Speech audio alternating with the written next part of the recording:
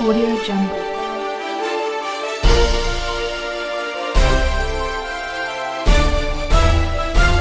Audio Jungle.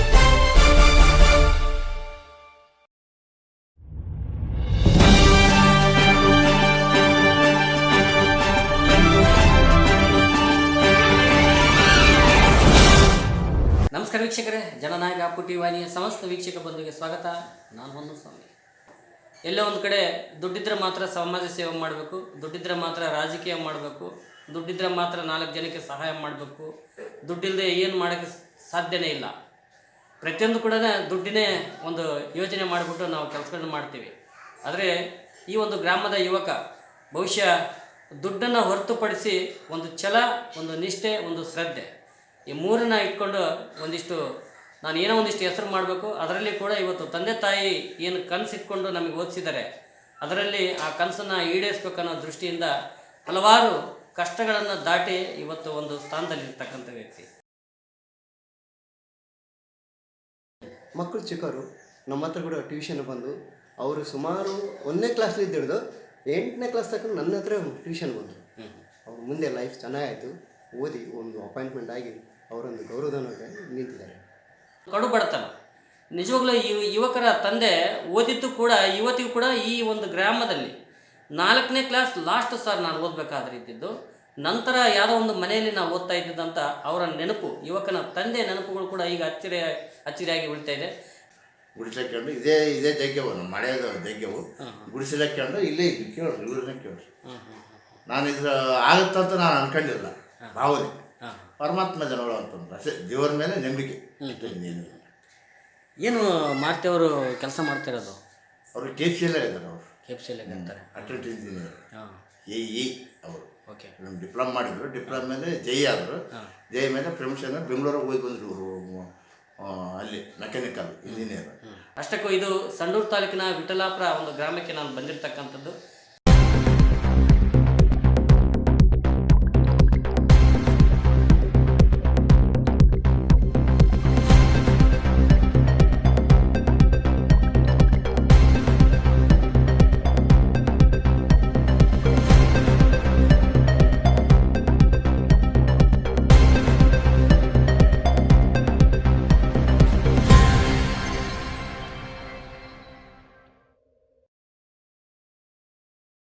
ಇವತ್ತು ಇಂಥ ಒಂದು ಬಡತನದಲ್ಲಿ ಕಷ್ಟಪಟ್ಟು ಓದಿದ್ದು ಕೂಡ ಸರ್ಕಾರಿ ಶಾಲೆಯಲ್ಲಿ ಕಂಪ್ಲೀಟ್ ಆಗಿ ಭಾಳಷ್ಟು ಕಷ್ಟಪಟ್ಟು ಓದಿ ಒಂದು ಗುರಿಯನ್ನು ಇಟ್ಕೊಂಡಿರ್ತಕ್ಕಂಥ ನಮ್ಮ ಜೊತೆಗಿರ್ತಕ್ಕಂಥ ಮಾರುತಿ ಅಂತಕ್ಕಂಥ ಯುವಕರು ಬಹುಶಃ ಇವತ್ತು KPCL ಕೆಲಸ ಮಾಡ್ತಕ್ಕಂಥದ್ದು.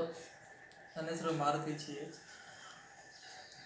ನಾನು ಇಲ್ಲೇ ಸರ್ಕಾರಿ ಹಿರಿಯ ಪ್ರಾಥಮಿಕ ಶಾಲೆ ವಿಠಲಾಪುರ, ಇಲ್ಲೇ ನಾನು 1 to 7th ವರೆಗೆ 1ನೇ ಕ್ಲಾಸಿಂದ 7ನೇ ಕ್ಲಾಸ್ವರೆಗೂ ಇಲ್ಲೇ ಪ್ರೈಮರಿ ಸ್ಕೂಲಲ್ಲಿ ಸ್ಟಡಿ ಮಾಡಿದ್ದು.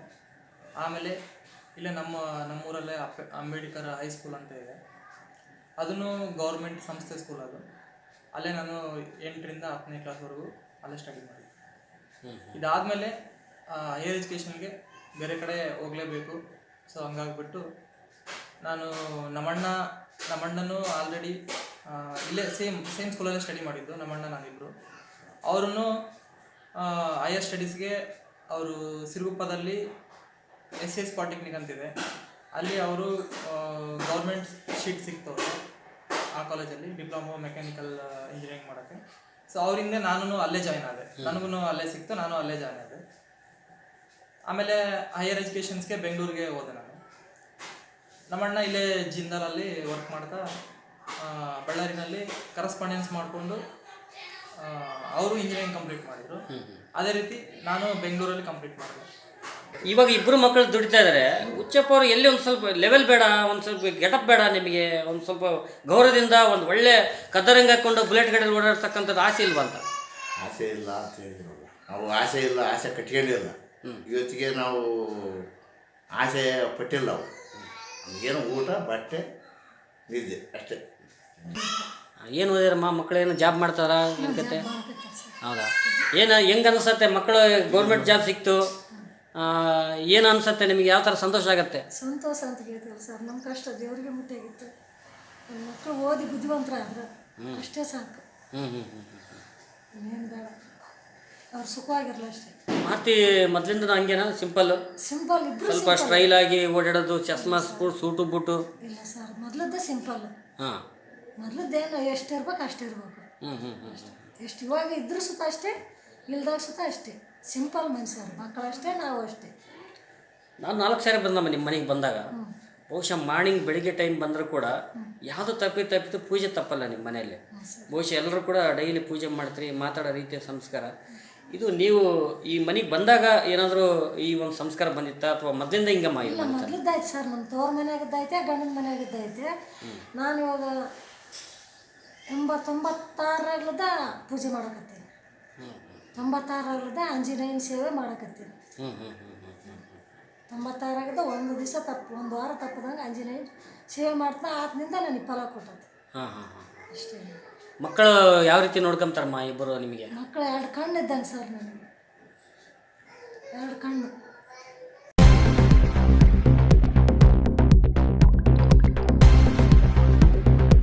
ನಮ್ಮ ಸರ್, ನಾವು ಮಳೆ ಬಂದರೆ ಬೆಳೆ ಊಟಕ್ಕೆ ತೊಂದರೆ ಇತ್ತು, ನಮಗೆ ಕೂಡ ತೊಂದರೆ ಇತ್ತು, ಅವರಿಗೂ ತೊಂದರೆ ಇತ್ತು. ಬಟ್ ಏನಂದರೆ ಗೌಡ್ರ ಮನೆತನ ಒಂದು ಹಿರಿತನದಿಂದ ಅವರು ಸಂಪ್ರದಾಯ ನಡೆಸ್ಕೊಂತ ಬಂದಿದ್ದಾರೆ. ಬಹುಶಃ ನಿಮ್ಮ ಹತ್ರ ಟ್ಯೂಷನ್ ಬರಬೇಕಾದ್ರೆ ಆ ವ್ಯಕ್ತಿ ಹತ್ರ ಏನೊಂದಿಷ್ಟು ಜಾಬ್ ಸಿಗತ್ತೆ ಅಂತ ನಿಮ್ಮ ಕಲ್ಪನೆ ಇತ್ತಾ ಅಥವಾ ಆ ಥರ ನಡವಳಿಕೆ ಕಂಡಾಗ ಏನು ಅನಿಸ್ತಾ ಇತ್ತು? ಅವರು ಅಷ್ಟೇ ಓದ್ತಿದ್ರು, ಮುಂದೆ ಒಬ್ಬ ದೊಡ್ಡ ಯುವಕನಾಗಿ ಒಬ್ಬ ಜಾಬ್ ತಗೊಳ್ತಾನೆ ಎಂಬ ಒಂದು ನನಗೊಂದು ಇದು ನೆನಪಿ ಶಕ್ತಿ ಇತ್ತು ಸರ್. ನಮ್ಮ ಕಣ್ಣೆದುರಿಗೆ ಜಾಬ್ ಮಾಡ್ತಾ ಇದ್ದಾರೆ ಗೌರ್ಮೆಂಟ್. ನನಗೆ ಭಾಳ ತುಂಬ ಖುಷಿ ಅನಿಸ್ತದೆ ಸರ್. ಏನು ಸರ್, ತಾವು ಕೂಡ ಸರ್ಕಾರಿ ಶಾಲೆಯಲ್ಲಿ ಓದಿದ್ದು? ನಾವು ಚಪ್ಪರು ಸರ್ಕಾರಿ ಶಾಲೆ ಓದಿದ್ದು. ಸರ್ಕಾರಿ ಶಾಲೆ ಓದಿದ ತಕ್ಷಣ ಏನು ಎಜುಕೇಷನ್ ಇಲ್ಲ ಅಂತ ಕೆಲವರು ಭಾವನೆ, ಇಂಗ್ಲೀಷ್ ಮೀಡಿಯಮ್ಗೆಲ್ಲ ಹೋಗ್ತಾರೆ. ಏನು ಸರ್ ತಮ್ಮ ಅಭಿಪ್ರಾಯ ಇದೆ ಸರ್ಕಾರಿ ಶಾಲೆ? ನೋಡಿ ಸರ್, ನಾವು ಸರ್ಕಾರಿ ಶಾಲೆಯಲ್ಲಿ ಓದಿ ಇಷ್ಟೊಂದು ವಿದ್ಯಾವಂತರಾಗಿದ್ದೀವಿ. ನಮ್ಗೆ ಈಗಲೂ ನೆನಪಿದೆ NB ಅಂಬಿಗಾರ್ ಮಾಸ್ಟರ್ ಲಿಂಗಪ್ಪ ಅಂತ ಹೇಳೋದು ಫಸ್ಟು, ಸೆಕೆಂಡು ವೆಂಕಟಸ್ವಾಮಿ ಅಂತೇಳಿ, ಥರ್ಡ್ ಹನುಮಂತಪ್ಪ, ಲಾಸ್ಟ್ ರಘುನಂದರು. ಇವು 4 ಹತ್ರ ನಾವು ಸಾರುಗಳ ಹತ್ರ ನಾವು ಓದಿದ್ದೀವಿ. ಅವ್ರ ಶಿಕ್ಷಕರು ಈಗಲೂ ನೆನಪಿದ್ದಾರೆ ಸರ್. ನಮಗೆ ಪ್ರೈಮರಿನಲ್ಲಿ ಅನಿರುದ್ರಪ್ಪ ಸರ್ ಅಂತ ಇದ್ದರು, ಅಣ್ಣಪ್ಪ ಸ್ವಾಮಿ ಸರ್ ಅಂತ ಇದ್ದರು, ಆಮೇಲೆ ಹಾಲೇಶ್ ನಾಯಕ್ ಸರ್ ಅಂತ ಇದ್ದರು, ಆಮೇಲೆ ಮಂಜುನಾಥ್ ಸರ್ ಅಂತ ಇದ್ದರು, ಗಂಗಣ್ಣ ಮಾಸ್ಟರ್ ಅಂತ ಇದ್ದರು. ಅವ್ರು ಈಗ ರೀಸೆಂಟ್ವರೆಗೂ ಇದ್ದರು, ಈ ರೀಸೆಂಟಾಗಿ ಡೆತ್ ಆಗ್ತಾರೆ. ಯಾಕೆ ಇಷ್ಟು ಹೆಸರುಗಳನ್ನ ನೆನ್ಪಡ್ಕೊಳ್ತಕ್ಕಂಥ ಅವಶ್ಯಕತೆ ಏನಿತ್ತು ನಿಮಗೆ? ನಾವು ಸ್ಟಡಿ ಮಾಡಿದ್ದೇ ಅಲ್ಲಲ್ಲ ಸರ್, ನಮಗೆ ವಿದ್ಯೆ ಕಲಿಸಿದ್ದೆ ಅವರು. ಸೊ ನಮಗೆ ಡಿಸಿಪ್ಲಿನೂ ಹೇಳ್ಕೊಟ್ಟಿದ್ದು ಅವರು. ಸೊ ಹಂಗಾಗ್ಬಿಟ್ಟು ಅವರು ಒಂಥರ ಹೆಂಗಂದರೆ ಗುರುಗಳು ಅನ್ನೋಕ್ಕಿಂತ ಸ್ವಲ್ಪ ಚೆನ್ನಾಗಿ ಪಾಲಕರ ಟೈಪೇ ಅವರು. ಅಪ್ಪ ಅಮ್ಮ ಯಾವ ಥರ ನಮಗೆ ಬೆಳೆಸ್ತಾರಲ್ಲ ಅದೇ ಟೈಪ್ ಅವರು ಡಿಸಿಪ್ಲಿನ್ ಆಗಿ ಬೆಳೆಸೋಕ್ಕೆ ಟ್ರೈ ಮಾಡ್ತಾರೆ ವಿತ್ ಎಜುಕೇಷನ್. ಸೊ ಹಂಗಾಗ್ಬಿಟ್ಟು ಅವ್ರು ನೆನಪಿದ್ದೇ ಇರುತ್ತೆ. ತಾವು ಹೇಳಿದ್ರಿ ಭಾಳಷ್ಟು ಖುಷಿಯಿಂದ ಹೇಳ್ಕೊಂಡ್ರಿ ತಮ್ಮ ಗುರುಗಳ ಹೆಸರು. ಇವತ್ತು ನಾವು ಟ್ಯೂಷನ್ ಹೋದಾಗ ಅವರು ನಮಗೆ ದಾರಿದೀಪ ಸರ್ ಅಂತಕ್ಕಂಥದ್ದು, ಅವ್ರ ಒಂದು ಕಲಿಕೆ ಇವತ್ತು ನೆನಪಿದೆ ಅಂತಕ್ಕಂಥದ್ದು. ಬಹುಶಃ ಅವ್ರ ಬಗ್ಗೆ ಏನೋ ತಮ್ಮ ಅಭಿಪ್ರಾಯ ಸರ್? ಇವರು ಅಂಜಿನಿ ಮಾಮ ಅಂತ. ನಾವು ಚಿಕ್ಕವರಿದ್ದಾಗಿಂದ ಹಿಡಿದು ಇವ್ರ ಹತ್ರನೇ ಈವ್ನಿಂಗ್ ಸ್ಕೂಲ್ ಮುಗಿದ್ಮೇಲೆ ಟ್ಯೂಷನ್ಗೆ ಹೋಗ್ತಾ ಇದ್ದಿದ್ದು. ಸೊ ಹಂಗಾಗ್ಬಿಟ್ಟು ಆಲ್ಮೋಸ್ಟ್ ನಾನು 7-8 ವರ್ಷ ತನಕ ಇವ್ರ ಹತ್ರನೇ ಹೋಗಿದ್ದೀನಿ. ಸರ್ಕಾರಿ ಶಾಲೆಯಲ್ಲಿ ಸೇರಿಸಿದ್ರೆ ಹುಡುಗರದು ಆತ್ಮಸ್ಥೈರ್ಯ ಇಂಪ್ರೂವ್ ಆಗುತ್ತೆ, ಆಮೇಲೆ ಕಾನ್ಫಿಡೆನ್ಸ್ ಲೆವೆಲ್ ಜಾಸ್ತಿ ಆಗುತ್ತೆ. ಎಲ್ಲ ಕಡೆನೂ ಎಲ್ಲೋದ್ರೂ ಬದುಕಿ ಬರೋಷ್ಟು ಧೈರ್ಯ ಬರುತ್ತೆ ಹುಡುಗರಿಗೆ. ಸೊ ಅದಂತೂ ಸರ್ಕಾರ ಶಾಲೆಯಲ್ಲಿ ಇದ್ದೇ ಇದೆ. ಆಮೇಲೆ ಒಳ್ಳೆ ಕ್ವಾಲಿಟಿ, ಈಗಿಂತ ಅವಾಗ ಕಂಪೇರ್ ಮಾಡಿದರೆ ಈಗ ಎಲ್ಲ ಫೆಸಿಲಿಟೀಸ್ ಕೊಡ್ತಾ ಇದ್ದಾರೆ ಗೌರ್ಮೆಂಟ್ಗಳು. ಹಳೆ ಕಾಲದಲ್ಲಿ ಕೊಡೋಕೆ ಟ್ರೈ ಮಾಡ್ತಾ ಇದ್ರು, ಸ್ವಲ್ಪ ಕಷ್ಟನೇ ಆಗ್ತಾ ಇತ್ತು. ಅವಾಗಿಂದ ಮಟ್ಟಿಗೆ ಅವಾಗ ಕೊಟ್ಟಿದ್ದಾರೆ, ಇವಾಗಿನ ಮಟ್ಟಿಗೆ ಇವಾಗ ತುಂಬ ಚೆನ್ನಾಗೇ ಕೊಡ್ತಾ ಇದ್ದಾರೆ. ಸೊ ಅದನ್ನು ಎಲ್ಲರೂ ಯುಟಿಲೈಸ್ ಮಾಡಿಕೊಂಡು ಮ್ಯಾಕ್ಸಿಮಮ್ ಎಲ್ಲ ರೀತಿಯೇ ಯೂಸ್ ಮಾಡಿಕೊಂಡು ಸ್ಟಡೀಸ್ ಮಾಡೋಕ್ಕೆ ಮಕ್ಕಳನ್ನ ಪ್ರೋತ್ಸಾಹ ಮಾಡಬೇಕು ಪೇರೆಂಟ್ಸ್ಗಳು. ಎಲ್ಲರಿಗೂ ನನ್ನ ನಮಸ್ಕಾರಗಳು. ಎಷ್ಟೇ ತಾಕತ್ತಿದ್ರು ಎಲೆಕ್ಟ್ರಿಕ್ ಕಂಬ ಹಿಡಿಬಹುದು, ಆದ್ರೆ ಈ ಪವರ್ನ ಹಿಡಿಯಕ್ಕಾಗಲ್ಲ. Now you gon' feel the heat, power. Everybody step on their feet, power. Stick to the rhythm of the beat, power. Bad man no feel defeat.